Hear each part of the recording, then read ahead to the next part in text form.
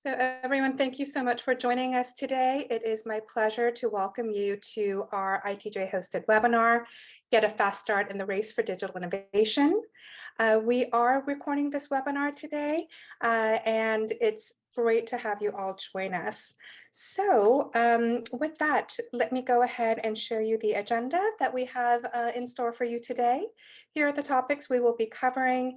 We'll be starting with the current trends of digital innovation as they are today.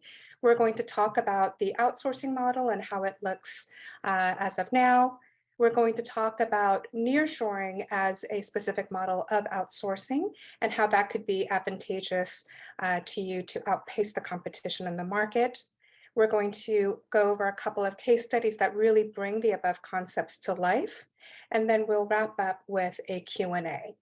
I will be monitoring the chat window during the whole session. So if you have any questions that you think of throughout, please type them in the chat.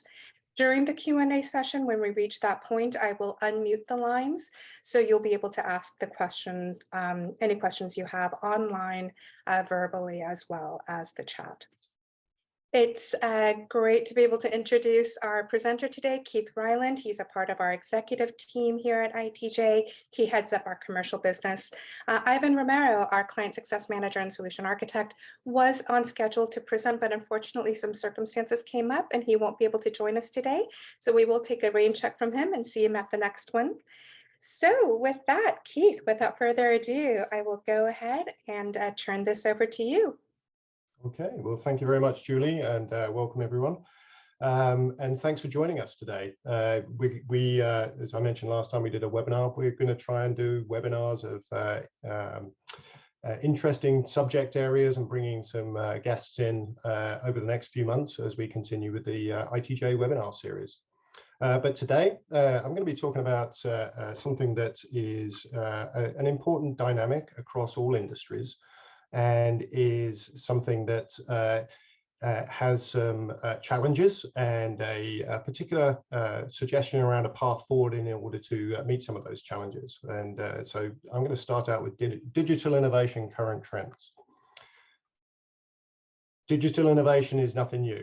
We've had technology creeping in over the last multiple decades. But one of the things that's different is that as a result of the pandemic, the rate of increase, the extent to which digital permeates everything that we do and impacts all industries has accelerated.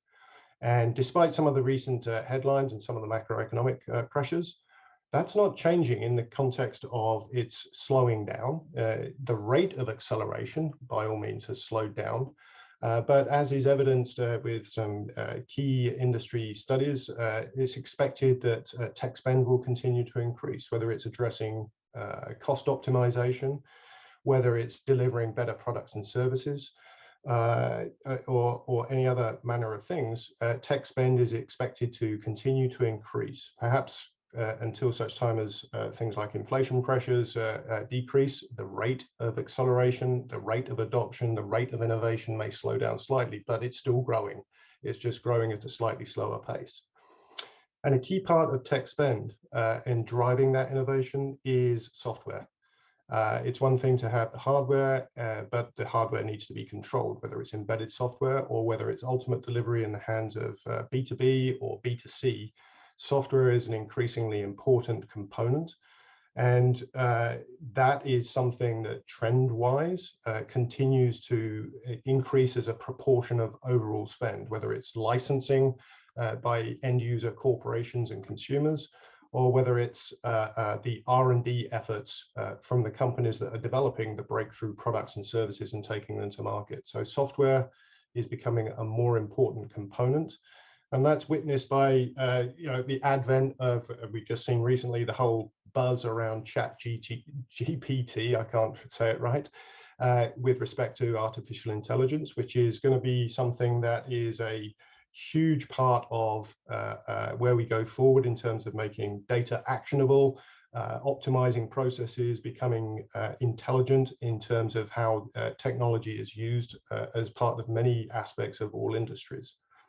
The massive amount of data that has been collected with the advent of everybody being connected over the last 10 years or more and the remote diagnostics and the data collection that exists across Internet of Things.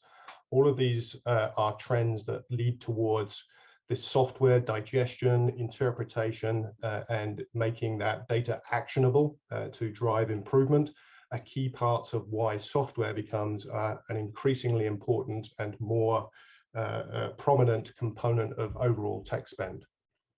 But having said that, enterprises are being held accountable in terms of return on investment. And that is particularly true as we've navigated through the last 12 months and as we proceed forward, taking products to market faster, making sure that to the extent that it's licensed software, driving cost optimization through process automation, etc. There is an imperative in terms of improving return on investment.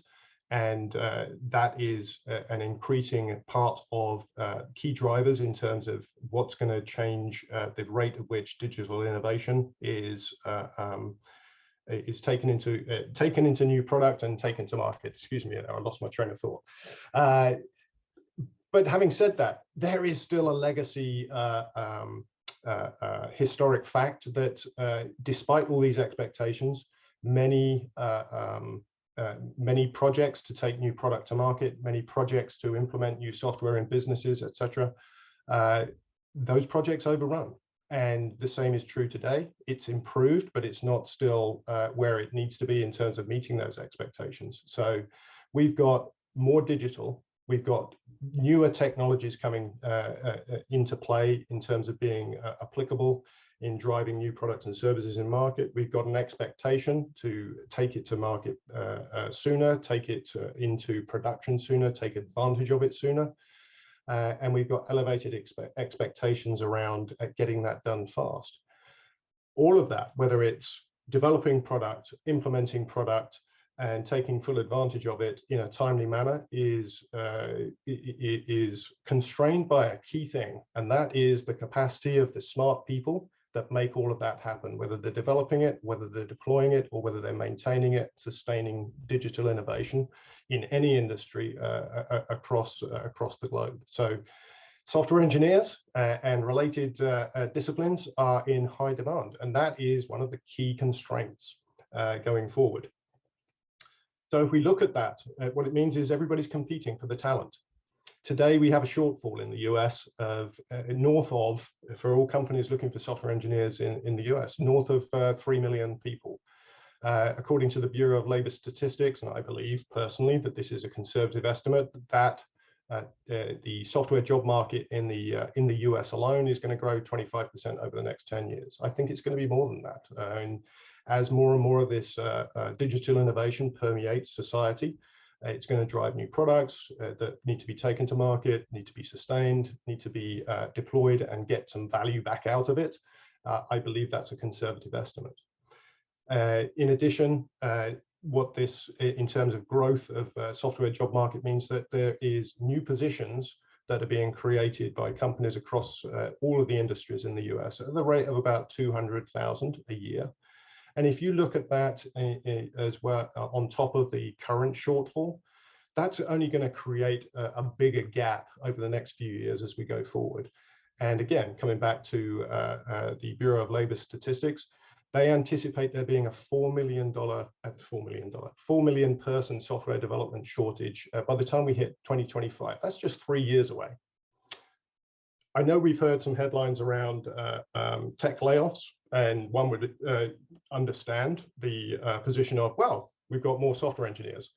But the key point there is that if you actually peel back the onion on some of the headlines we see, Google laid off 12,000 people 3 Fridays ago maybe. But the vast majority of those are not software engineers. They're not driving the digital innovation. There are more people in the labor pool as a result of some of these layoffs, but they don't even, they're a drop in the ocean in the context of the shortfall that already exists and is going to get bigger. And on top of that, because there's a shortfall, one of the key other business drivers, business impacts for companies that are building new product and taking it to market is a reliance on the stability of the engineering capacity they're putting in place to help drive those strategic objectives. And because of the shortfall, software engineering is exhibiting turnovers in excess of what you would typically see in other disciplines across industries. So it's north of 21%. I anticipate that that will remain the case for the foreseeable future, with no end in sight. So moving on, and so I just want to take a moment to take a look at life sciences as an industry, because in my mind, it's pretty much a poster child of everything I just talked about. Life sciences has typically been built around scientific breakthrough and taking that to market. Everybody thinks about life sciences in terms of pharma, taking new drugs to market that help address all sorts of conditions. And over the last 10, 15 years, obviously, there's a lot of efforts around things like genomics and the huge amounts of information that's yielding in the context of helping research, which then subsequently provides personalized medicine and therapeutics.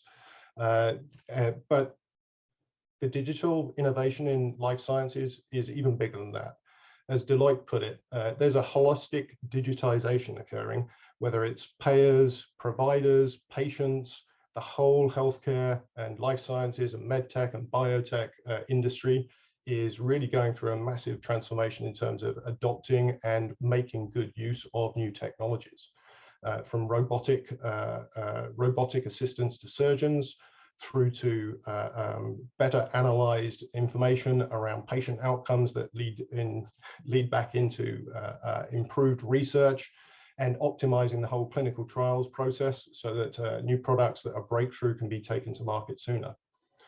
Deloitte estimate that anywhere between 130 and 190 billion dollar market opportunity exists over the next few years as incremental value add as a result of digital innovation in the life sciences space.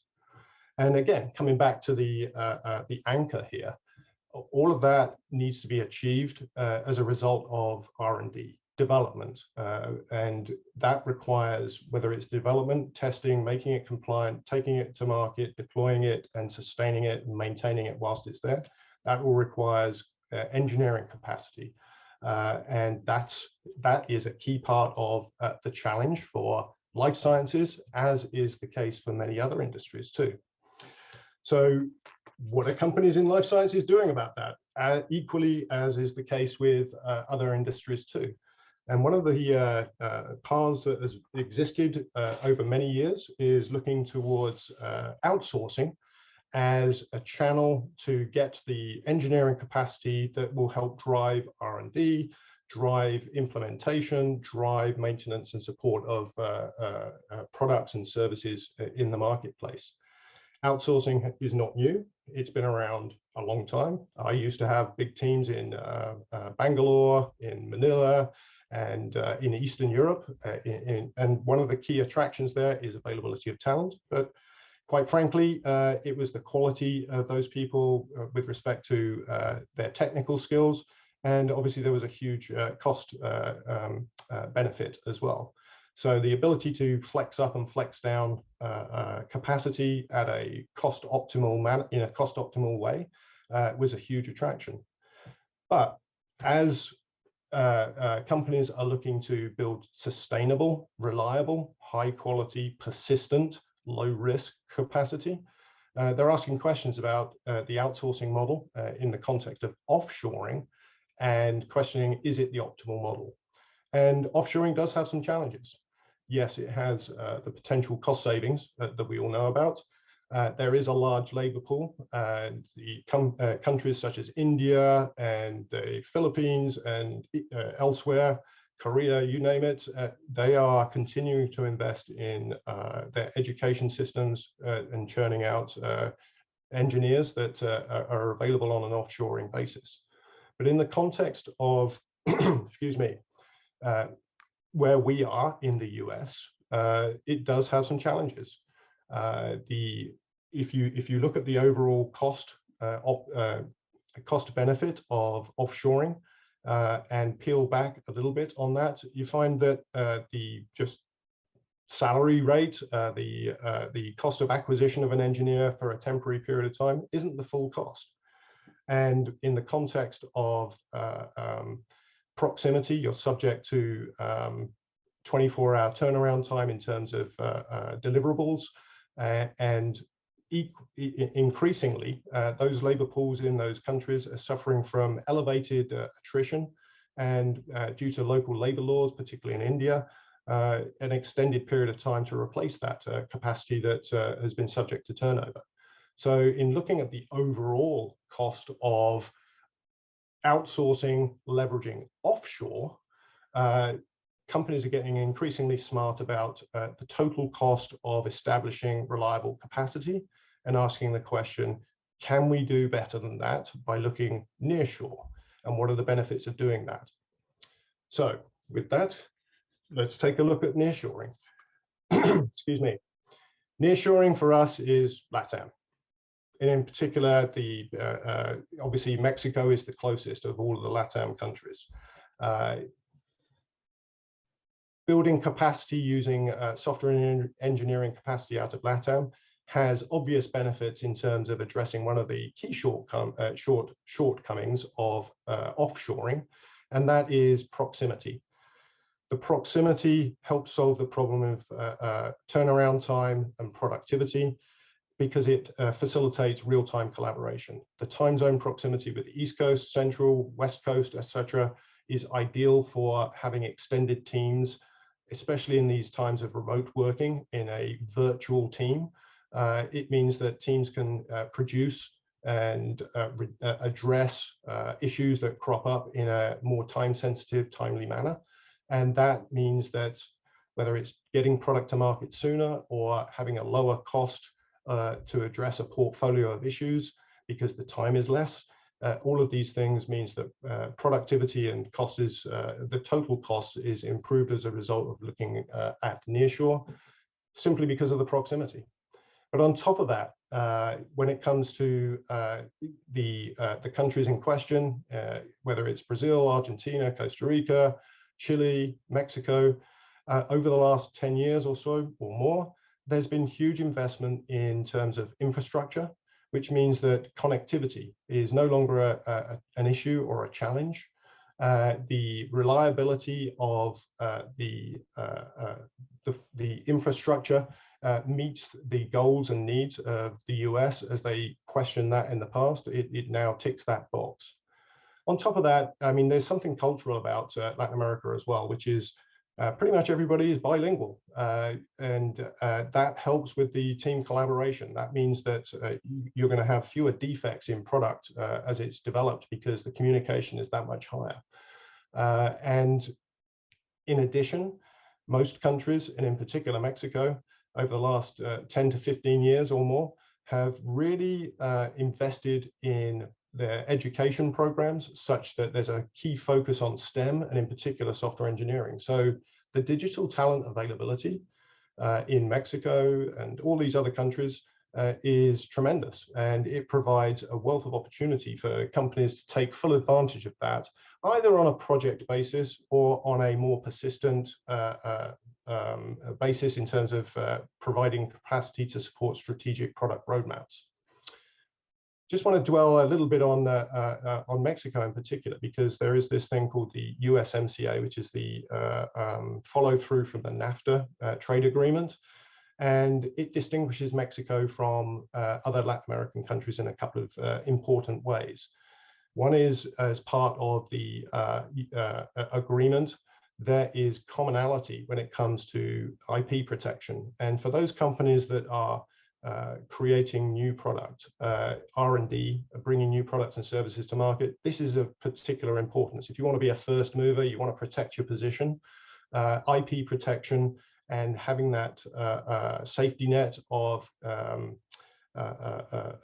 the protection being common across countries, but if you choose to do things across the border in Mexico, is an important aspect of consideration there. In addition, when it comes to free movement of professionals, it's easier for software engineering talent and capacity and teams to collaborate with their counterparts as part of US teams in the organizations they're partnering with as a result of the visa advantages that are part of the USMCA. Engineers coming from other countries in Latin America have to go through a visa process that Mexican engineering professionals don't have to go through. So there's better availability of talent as a result of USMCA, plus there's the safety net of IP protection, which is enforceable across the national boundaries. So with that, just to dwell a little bit more on Mexico, I often get asked the question, well, how many engineers are there in Mexico? And are they good? Well, there's a couple of things I'd like to say about that. Firstly, yes, there's plenty.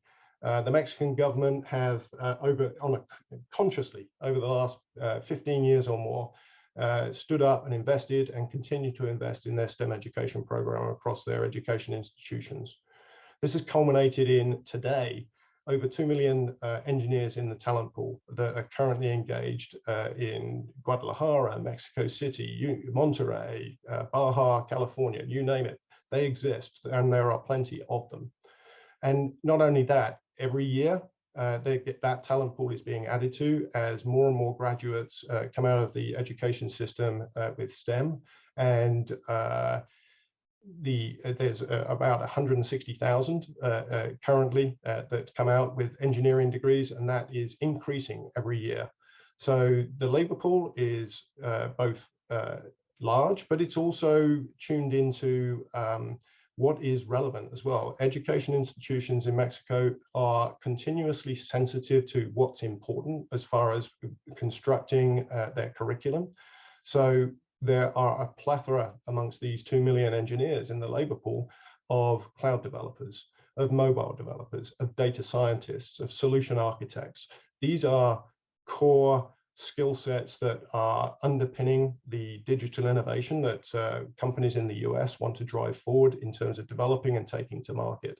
So it's aligned with the expectations and needs of US companies, and it's just down the road. So that's a little bit about Mexico, and just to bring it back in terms of there's a lot of digital innovation occurring, and it's constrained by software engineering capacity at some point. That's one of the major considerations that need to be taken into account as companies pressure test their strategic roadmaps about either implementing or developing and taking to market digital innovation as part of products and services they either produce or consume. And the labor constraint can't just be addressed within the US. The problem that we've got today isn't going to get any better anytime soon. If anything, it's going to get worse. It's going to slow down in terms of getting worse as a result of the pullback with some of the tech companies releasing some of that capacity, but it's nowhere near meeting the shortfall that already exists. So yeah, the US has great people, but they're very expensive. There's high turnover, and they typically take a significant period of time to put in place in terms of pulling them in against competing companies, because people have choices. If you look at Asia, well, in all of these places, there is excellent engineers across the globe. But if you look at Asia, yes, they're cheaper, but because of local labor laws and the high attrition and the high competition for places that drives that attrition, taking full advantage of that cost optimization, even ignoring the productivity hit you get as a result of the time zone differences around between the US and Bangalore, 12.5 hours away, your total cost of maintaining and producing and taking to market digital innovation is significantly higher than the headline news of $27 to $45 an hour for a mid-level engineer, excuse me, out of India. Europe, it's closer, it's a little bit more expensive. Again, there are significant labor laws in place over there that have an impact on time to hire and consequently time to productivity. And together with India, with the high attrition, that means that there is risk associated with the knowledge investments that you're making as a company. So taking that cost of productivity, taking that protection, risk management of your knowledge investments, that is pause for thought when it comes to looking to outsourcing on an offshoring basis further afield as a solution to the constraint around driving the digital innovation strategies that you have. Mexico, I've been through it. It's got, like everywhere else, excellent skills. It's comparatively okay in terms of cost. It has huge advantages in terms of cost of productivity. It has a low turnover rate and time to hire, because the labor laws in Mexico are very similar to the US, i.e. employment at will. It means time to hire, time to productivity is that much less. So when you take all of that into account, nearshore is subject to serious consideration for many companies in the US as they seek to drive forward with their digital transformation, digital innovation strategies, and solve one of the key constraints, which is smart engineering capacity to achieve those goals. So with that, I just want to spend a little bit of time, and forgive me, because Ivan was hopefully going to be here today going through these 2 case studies. So I will do that for him. I just want to dwell on a couple of companies that have observed these trends. They've had in their hands new groundbreaking technology in terms of life sciences that they wanted to take to market. They felt the constraints about being able to achieve those, and they've chosen to look to nearshore in helping them achieve their objectives. So the first company is local to San Diego. They wanted to really help drive their revenue growth, and in part by taking their product global. However, and they wanted to bring their next gen product to market. However, their existing capacity was that had developed and was now sustaining and maintaining product on market that they already had a couple of flaws. One was they've already got jobs. They couldn't take on new responsibilities for developing and testing and deploying next gen product. In addition, their methodology for software engineering was legacy. And as a corporate strategy, the company wanted to become more nimble, more agile. And so there was an imperative to drive a transformation from waterfall to agile in standing up additional incremental capacity that would take responsibility for next gen product and its deployment on a more global basis. So they looked at offshoring further afield, decided that the cost benefit of the lower hourly rate were in the context of the broader cost implications of productivity impairment and excuse me, protecting the knowledge investment meant that they wanted to consider nearshore. So they looked at nearshore, and for the reasons I spoke about before in terms of availability of talent, technical skill set, bilingual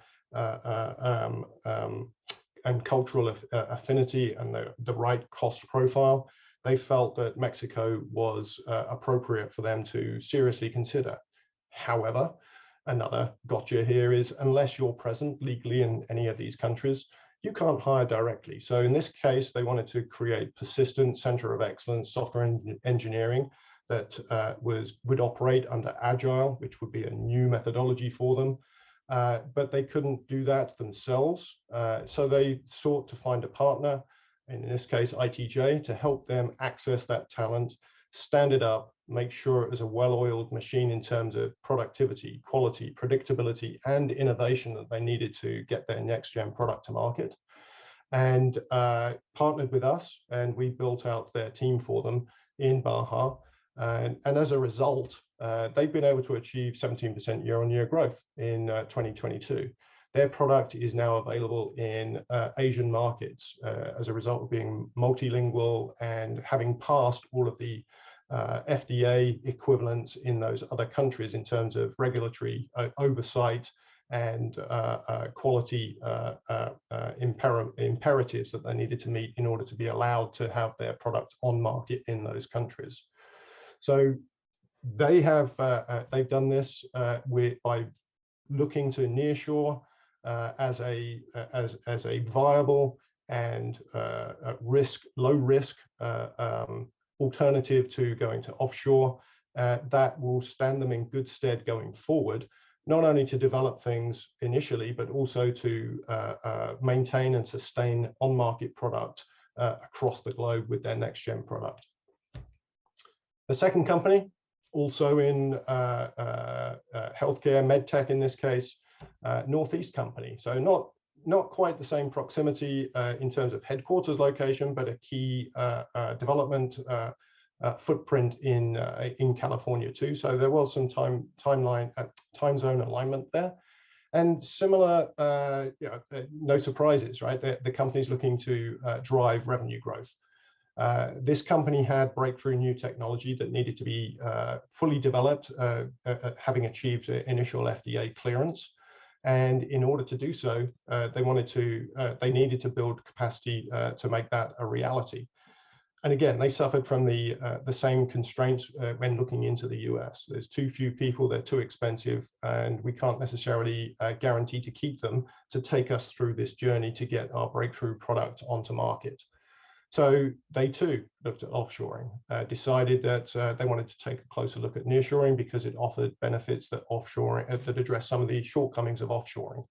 And again, because they weren't already present in Latin America from a legal entity perspective, they had to partner. And again, in this case, it wasn't about building a project for a widget that gets built for 6 months, handed back over. They were looking to build persistent engineering capacity that could develop, test, deploy, maintain, and sustain their products over a number of years going into the long-term horizon. So again, we helped them build that center of excellence for them for software engineering, giving them access to talent both in Mexico and in this particular case from a few other countries, sometimes relocating that talent into Mexico to be a physical part of the center of excellence. And what that's meant is that they've scaled up their software engineering capacity by 10x. And what this has meant is that they've been able to, from conception through to reality in terms of taking product to market, they've been able to accelerate their innovation as they've followed through from that initial clearance to getting product on market by 4. That's a huge increase in terms of innovation rate. And as a result of that, that's driven an accelerated global product release. And they've been able to do this at roughly about 1/3 of the cost that they would have had to go through if they were doing this in the US.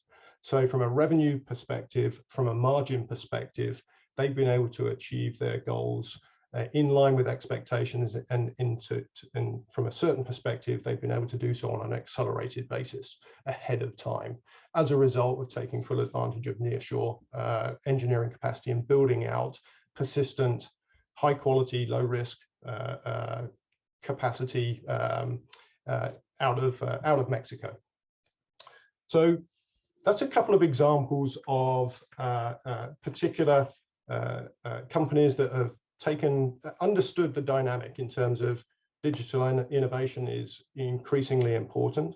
Understanding that one of the key constraints around that is engineering capacity, and looking at how to address that by partnering or taking advantage of the talent pool that exists near shore, and doing so in a smart way with as facilitated with a partner, so that they can actually do things sooner rather than later and still meet their go-to-market goals at the right cost profile, so that they're establishing that return on investment that is being sought as a company set of objectives.